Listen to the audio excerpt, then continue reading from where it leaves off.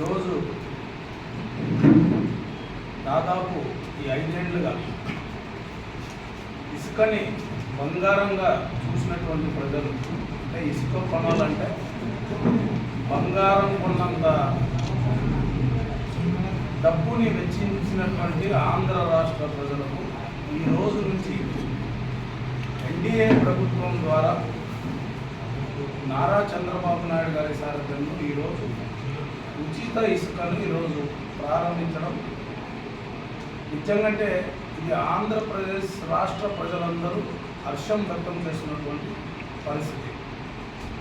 గత 5 ఏళ్లలో జగన్మోహన్ రెడ్డి గారు అధికారంలోకి వచ్చిన తర్వాత ఏ రకంగా అయితే ఇసుక రేట్లను విచ్చలవిడిగా తన యొక్క కోటరీ ప్రయోజనాల కోసం ప్రైవేట్ యాజమాన్యానికి అప్పజెప్పి ఆ ధరల మీద నియంత్రణ లేకుండా 1కి 10 పెంచినటువంటి జగన్మోహన్ రెడ్డి గారు కేవలం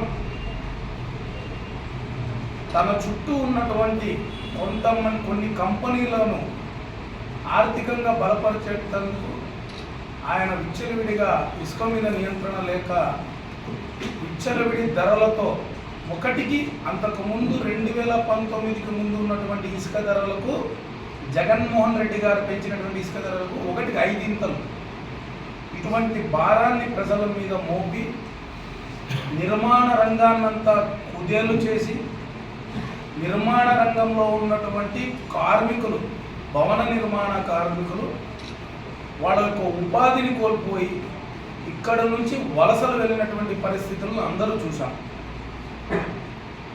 పవన్ కళ్యాణ్ గారు గత 2019లో వైసీపీ ప్రభుత్వం అధికారంలోకి వస్తూనే మొట్టమొదటగా ఈ ఇసుక పాలసీ ద్వారా భవన నిర్మాణ కార్మికులు ఉపాధి కోల్పోతున్నారు, వాళ్ళ కుటుంబాలు రోడ్డున పడుతున్నాయని చెప్పి లాంగ్ మార్చ్ దాదాపు 1,00,000 మందితో మార్చుని నిర్వహించి ప్రభుత్వాన్ని నిలదీసినటువంటి విషయం ఆంధ్ర రాష్ట్ర ప్రజలకందరికీ తెలుసు.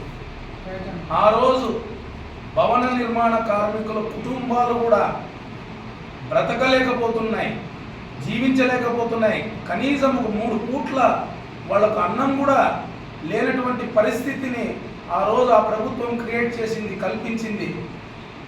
దానికి గాను జనసేన పార్టీ ఆధ్వర్యంలో రాష్ట్ర వ్యాప్తంగా డొక్కా సీతమ్మ గారి పేరు మీద క్యాంటీన్లను, అంటే అన్నదాన కార్యక్రమాలు నిర్వహించినటువంటి విషయం కూడా ప్రతి ఒక్కరికి తెలుసు. అది భవన నిర్మాణ కార్మికులు ఇబ్బందులు పడుతున్నారని తెలిసి వాళ్ళ కుటుంబాలకు జనసేన పార్టీ అండగా ఉండండి అని చెప్పి ఆ రోజు వైసీపీ ప్రభుత్వము ఏర్పాటు చేసినటువంటి 6 నెలల్లోనే ఈ కార్యక్రమాన్ని చేపట్టినటువంటి వ్యక్తి పవన్ కళ్యాణ్ గారు. సో ఆ రోజే ఆయన 2021లో జరిగినటువంటి జనసేన పార్టీ ఆవిర్భావ సభలో షణ్ముఖ వ్యూహం ద్వారా ఉచిత ఇసుకను అందిస్తాం, జనసేన పార్టీ ప్రభుత్వంలో వస్తే జనసేన పార్టీ ప్రజాప్రభుత్వం ఏర్పాటు చేసిన తర్వాత వెంటనే ఉచిత ఇసుక పథకాన్ని ఏర్పాటు చేస్తాము అని అంటే అది అసాధ్యము, పవన్ కళ్యాణ్ గారు కలిబుల్లి మాటలు చెప్తున్నారు, వీరి మాటలు నమ్మొద్దండి అని చెప్పి అప్పట్లో ఈ జేబులు నింపుకున్నటువంటి వైసీపీ నాయకులందరూ మాట్లాడినారు. ఇసుక ద్వారా జేబులు నింపుకున్నటువంటి వాళ్ళందరూ ఈరోజు ఎన్డీఏ కూటమి అధికారంలోకి వస్తూనే కేవలం 1 నెల రోజుల్లోనే ఉచిత ఇసుక పాలసీని తీసుకొని వచ్చినటువంటి ఘనత నారా చంద్రబాబు నాయుడు గారిది, పవన్ కళ్యాణ్ గారిది, మోదీ గారిదని నేను ఈ మీడియా ముఖంగా తెలియజేస్తున్నాను. నాయకుల జోబులు నింపుకున్నటువంటి ప్రభుత్వాలు ఏవి, ప్రజలకు భారాన్ని తగ్గించి ఈరోజు సూపర్ హిట్ పాలన అందిస్తున్నటువంటి ప్రభుత్వం ఏది అనేది ఇప్పటికైనా ప్రజలు అర్థం చేసుకోవాలి. ఎందుకంటే ఒక్క ఇసుక ధరను నియంత్రించగలిగితే, ఉచిత ఇసుకని తేగలిగితే ఈరోజు లక్షల మంది భవన నిర్మాణ కార్మికులకు ఉపాధి కలుగుతుంది, నిర్మాణ రంగం అనేది పరుగులెత్తుతుంది. ఏ ఇసుక అయితే భారం అని చెప్పి నిర్మాణ రంగం ఆగిపోయిందో, ఏ ఇసుక అయితే కొనలేని పరిస్థితుల్లో ఉన్నామని చెప్పి పేద ప్రజలు కూడా ఇళ్ళు నిర్మించుకోలేకపోయినారో, ఏ ఇసుక ధర అయితే పెరిగిందని చెప్పి కాంట్రాక్టర్లు పనులు మానేసుకున్నారో, ఏ ఇసుక ధర అయితే పెరిగిందని చెప్పి ఈరోజు రియల్ ఎస్టేట్ బిల్డర్లు కూడా వాళ్ళ నిర్మాణాలు ఆపేసినారో, అవన్నీ ఇప్పుడు పరుగులెత్తేటువంటి పరిస్థితిని కల్పించింది ఎన్డీఏ ప్రభుత్వం అని ఈ మీడియా ముఖంగా నేను తెలియజేస్తున్నాను. అందుకే చాలా క్లుప్తంగా ట్రాన్స్పరెంట్గా కొత్త ఇసుక పాలసీని అందరూ చూసింటారు. ఇప్పుడు ప్రవేశపెట్టినటువంటి ఉచిత ఇసుక పాలసీని, దీని మీద 20 రూపాయలు టన్నుకు, 20 రూపాయలు టన్నుకు ఆ యొక్క వ్యయాన్ని, అంటే అక్కడ ఏర్పాట్లకు సంబంధించినటువంటి వ్యయాన్ని టన్నుకు 20 రూపాయలు, అంటే పర్యావరణ పర్మిషన్ కావచ్చు, ఆ స్టాక్ పాయింట్ దగ్గర సెక్యూరిటీ ఖర్చులు కావచ్చు, లేకుంటే వేబిల్స్ ప్రింటింగ్ కావచ్చు, దానికి సంబంధించింది టన్నుకు 20 రూపాయలు. సీనరైజ్ ఛార్జెస్ కింద 88 రూపాయలు టన్నుకు, ప్లస్ ఆ రీచ్ నుంచి స్టాక్ పాయింట్ని తరలించడానికి 4 రూపాయల 90 పైసలు టన్నుకు 1 కిలోమీటర్కి ఛార్జ్. చూడండి, ఒక్కసారి ఆలోచించండి. ఇంత ట్రాన్స్పరెంట్గా, ఇంత రీజనబుల్గా ఈరోజు ఇసుకను అందిస్తున్నారని అంటే ప్రజలు కూడా వ్యత్యాసాన్ని ఒక్కసారి గమనించాలని నేను కోరుకుంటున్నాను. అలాగే రాష్ట్ర వ్యాప్తంగా 120 స్టాక్ పాయింట్లు ఉన్నాయి. అంటే రీచుల దగ్గర నుంచి స్టాక్ పాయింట్, ఒక దగ్గర ఒక స్టాక్ పాయింట్లో మొత్తం ఇసుకని డంప్ చేసి ఎక్కడెక్కడ ఏ జిల్లాలో ఎక్కడెక్కడ స్టాక్ పాయింట్లు అనేవి ఉన్నాయనేటువంటి విషయాన్ని కూడా ఆ జిల్లా కలెక్టర్ ద్వారా ఈరోజు అన్ని విషయాలు బయటకు వస్తాయి. ఆ స్టాక్ పాయింట్లో ఉన్నటువంటి ఇసుక ఎంత క్వాంటిటీ ఉంది, సో ఎంత డిస్పాచ్ అయ్యింది అనేటువంటి విషయాన్ని ట్రాన్స్పరెంట్గా. అలాగే ఇంకొకటి, ఇంతకు ముందంతా ఇష్టం వచ్చినట్లు డబ్బులు చేతులు మారినాయి కాంట్రాక్టర్లు. ఇంతకుముందు గతంలో వైసీపీ ప్రభుత్వంలో, ఇప్పుడు ప్రతి రూపాయి ఇది ప్రభుత్వ ఆస్తి కాబట్టి, ఇది ప్రజల ఆస్తి కాబట్టి ప్రతి రూపాయి ప్రభుత్వానికి చెందాలనేటువంటి ఉద్దేశంతో డిజిటల్ పేమెంట్లు కూడా ఇప్పుడు ఈ ఇసుక పాలసీలో ప్రవేశపెట్టబోతున్నారు. No cash payments, online booking ఉంటుంది. డిజిటల్ పేమెంట్ చేసిన తర్వాతే ఆ స్లాట్లో ఆ యొక్క లబ్ధిదారునికి ఎప్పుడు అందుతుంది అనేటువంటి డేట్ను నిర్ణయించిన తర్వాతే దాన్ని ఆ యొక్క లబ్ధిదారుడు వచ్చి తీసుకోపోవచ్చు. అలాగే ఒక్కొక్కరు 20 టన్నుల వరకు పర్ డే క్యారీ చేయడానికి వెసులుబాటు కలిగించారు.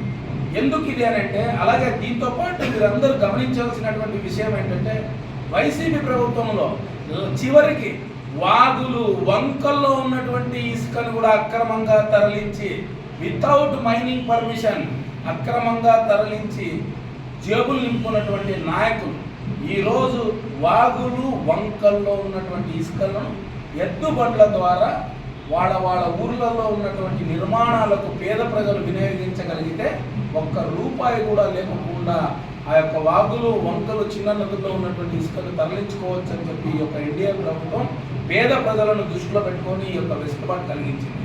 అందుకే నేను తెలియజేస్తున్నది ఒక్కటే, మీడియా ముఖంగా మాటలు చెప్పడం కాదు, మాటలకు కట్టుబడినటువంటి నిజాయితీ కలిగినటువంటి నాయకుడు మా పవన్ కళ్యాణ్ గారు. కూటమిలో ఉన్నాం కదా అని చెప్పి ఎక్కడ కూడా తను ప్రజల కోసం ఏదైతే మాట ఇచ్చాడో, ప్రజా సమస్యల మీద ఎక్కడైతే పోరాటాలు చేశాడో, ఏ మాత్రం రాజీ పడుకోకుండా ఈరోజు ఆర్థికంగా రాష్ట్రం ఇంత ఇబ్బందుల్లో ఉన్నప్పటికీ ఒకవైపు ఆర్థికంగా నెట్టుకొని వస్తూ ఇటువంటి ప్రజలకు భారం పడనటువంటి ప్రయోజనాలను ఈరోజు చేకూరుస్తున్నాడంటే పవన్ కళ్యాణ్ గారి నాయకత్వం ఎటువంటిది అనేది కూడా ప్రజలందరూ ఒక్కసారి ఆలోచించుకోవాలి. అందుకే ఈ కూటమిలో మా ముఖ్యమంత్రి వర్యులు నారా చంద్రబాబు నాయుడు గారికి, అలాగే మా జనసేన పార్టీ అధినేత పవన్ కళ్యాణ్ గారికి, అలాగే మా ప్రధానమంత్రి నరేంద్ర మోదీ గారికి, భవన నిర్మాణ కార్మికులందరి తరపున, అలాగే ఆంధ్ర రాష్ట్రం ప్రజల తరపున మా హృదయపూర్వక ధన్యవాదాలు తెలియజేస్తున్నాము. ఇంకొక విషయం, చాలా ట్రాన్స్పరెంట్గా మీరు మీడియాలో కానీ చూస్తే, లేకపోతే మీరు యూట్యూబ్లో చూసుకోవచ్చు, ఉచిత ఇసుక పాలసీ గురించి ఎక్కడైనా అక్రమ తవ్వకాలు, ఎక్కడైనా కానీ పర్యావరణానికి భంగం కలిగించేటువంటి పనులు, నదులను విచ్చలవిడిగా తవ్వి జేబులు నింపుకున్నటువంటి కార్యక్రమం గతంలో చూసాం.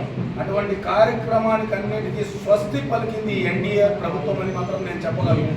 ఎవరైనా దీంట్లో స్వార్థ ప్రయోజనాల కోసం ఇసుక ద్వారా ఏదైనా అక్రమ సంపాదన చేయాలనుకున్నా, అక్రమంగా ఇసుకని తరలించాలనుకున్నా వాళ్ళు చట్టానికి ఖచ్చితంగా చట్టంలో ఉన్నటువంటి శిక్షకు ఖచ్చితంగా శిక్షరులు అని చెప్పి ముందుగానే ఈ స్టేట్మెంట్ రావడము, అటువంటి వారు ఎవరైనా ఇటువంటి అక్రమాలకు పాల్పడాలన్నా కూడా ఈరోజు ప్రభుత్వం పెట్టినటువంటి ఈ ఉచిత ఇసుక పాలసీలో ఉన్నటువంటి నిబంధనల గురించి ఒక్కసారి ఆలోచించాల్సినటువంటి పరిస్థితి ఏర్పడింది. తప్పకుండా మేము చెప్పగలం, ఈరోజు పేద ప్రజానిక ఇల్లు కావచ్చు, ఈరోజు అభివృద్ధి కార్యక్రమాలు కావచ్చు, నిర్మాణ రంగంలో ఈరోజు 5 ఏళ్లుగా కుదేలు పడిపోయినటువంటి ప్రతి ఒక్క అంశము ఈరోజు పరుగులెత్తుతుంది. దాంతో ఈరోజు భవన నిర్మాణ కార్మికులు కుటుంబాలన్నీ సంతోషంగా ఉంటాయి. దాంతోపాటు వ్యాపారస్తులు కావచ్చు, కాంట్రాక్టర్లు కావచ్చు, అందరూ ఈ రోజు నుంచి ఈ కూటమి ప్రభుత్వంలో సంతోషంగా ఉంటారని నేను మీకు అందరికీ తెలియజేసుకుంటున్నాను. ముఖ్యమంత్రి వర్యులు జగన్మోహన్ రెడ్డి గారు పింగళి రామకృష్ణారెడ్డి గారిని పరామర్శించడానికి వెళ్ళి బయటకు వచ్చి ప్రెస్ మీట్ పెట్టినటువంటి విషయాలు ఆంధ్ర రాష్ట్ర ప్రజలందరూ తిలకించారు.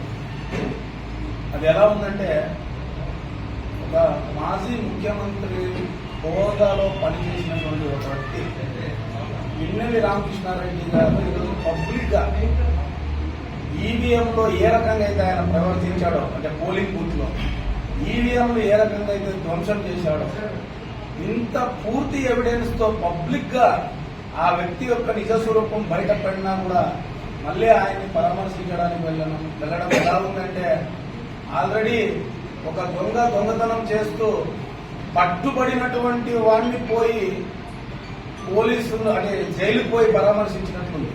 సో నేను ప్యూర్గా చెప్పగలను, ఇప్పటికీ జగన్మోహన్ రెడ్డి గారు నాకు తెలిసి ఇంకా తనే సీఎం అనేటువంటి భావనలో ఉన్నాడేమో అని అందరికి అనిపిస్తూ ఉంది. ఇప్పటికైనా తనకు వచ్చినటువంటి సీట్ల సంఖ్య ఎన్ని అనేది మరొకసారి ఒక మర్చిపోయి తగిన పక్కనున్నోడు కూడా జగన్మోహన్ రెడ్డి గారికి గుర్తు చేయాలి. నేను అదే అనేది, ఈరోజు ప్రజలు మీకు ఇచ్చినటువంటి తీర్పు 5 ఏళ్ల పాలనలో ఈరోజు మీరు నియంతృత్వ ధోరణిలో ఆంధ్రప్రదేశ్ రాష్ట్ర ప్రజలను ఇబ్బంది పెట్టినటువంటి ప్రతి అంశాన్ని ప్రజలు గుర్తు పెట్టుకొని ఈరోజు మీకు అటువంటి తీర్పునిచ్చారు. ఇప్పుడైనా కానీ మీ నాయకత్వంలో మార్పు రావాలని మీడియా ముఖంగా ఆదోని నియోజకవర్గ జనసేన పార్టీ తరఫున మేము కోరుకుంటున్నాము. అలాగే ఆదోని నియోజకవర్గంలో కూడా డాక్టర్ పార్థసారథి గారు కూటమి పార్టీలన్నీ ఏకమై ఈరోజు ఒక ప్రజలకు ఒక భరోసానిచ్చి కూటమి పార్టీలంతా ఏకమై గెలిపించుకున్నటువంటి మన అందరి ఎమ్మెల్యే ఈరోజు పార్థసారథి గారు కూటమికి సంబంధించినటువంటి నాయకులకు ఎమ్మెల్యే కాదు, ఆదోని నియోజకవర్గ ప్రజలందరికీ ఆయన శాసనసభ్యులు. కానీ